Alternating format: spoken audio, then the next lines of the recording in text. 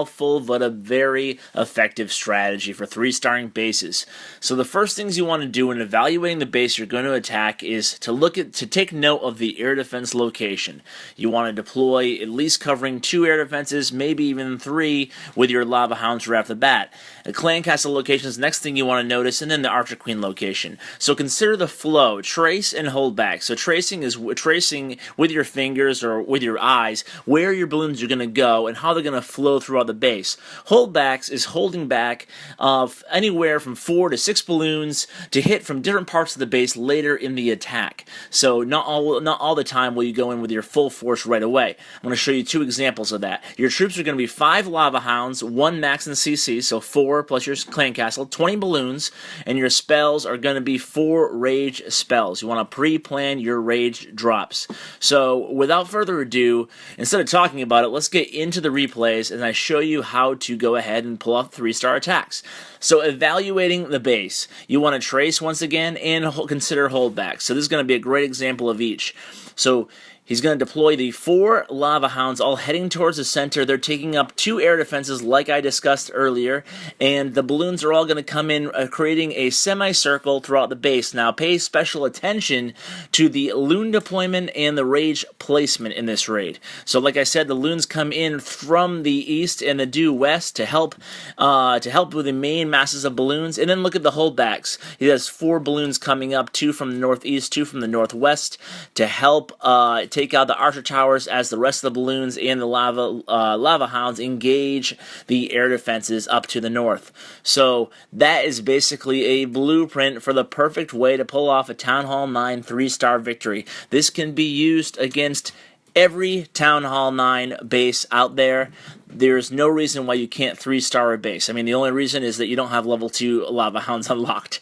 But you can go ahead and deploy your heroes towards the end of the attack in most cases. Sometimes when you're evaluating the base, there might be an easy air defense you can take out of the equation right off the bat without even using without using the heroes at the end, using them in the beginning instead. But basically, this is exactly how you do it. It's a very simple strategy, but as far as the troops go, I mean, 5 Lava Hounds and 20 balloons is easy to cook up, but you're definitely going to have to practice a little bit before you take it to your clan wars. One thing you do want to have happen is the Lava Hounds to die. You can see this one's still alive here because you need those puppies to help clean up the percentage, even though Jack pulled it off there. Now let's watch another replay. I'm going to bring you 3 replays. Basically the same type of strategy. The third replay is going to have a little bit different deployment and troops, but let's focus on this one first. So you're going to identify the air defense location. Then you're going to go ahead and guide your troops with the rage spells. Where to drop your rage spells? Well, the thing about rage spells are you want to, since you're bringing 4 of them, you want to basically cover the entire midsection of the map in a big square, as you can see here perfectly. So there's 4 rage spells, and they're all kind of touching one another, and they're basically encompassing all the heavy lifting that the balloons are going to have to do throughout the raid.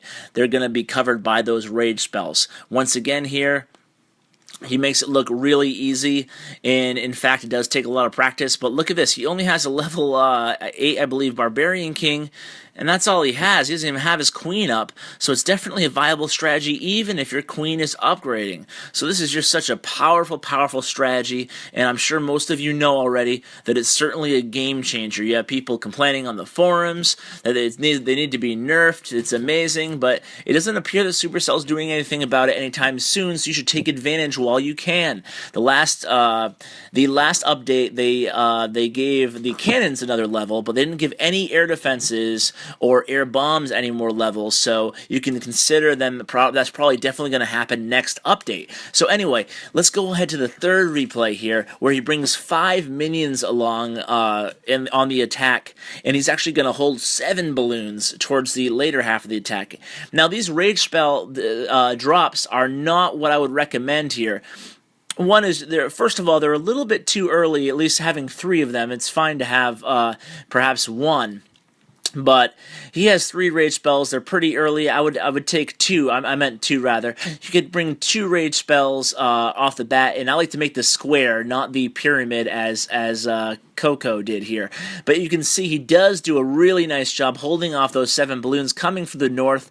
And look what he did that the first raid didn't do. He made sure all his lava hounds died, and now you can see it's just a job of cleanup for all those puppies. They take down the barbarian king and do the rest of the heavy lifting themselves. Heroes help out a bit, but guys, I hope you enjoyed this 3-star LavaLoon Town Hall 9 tutorial.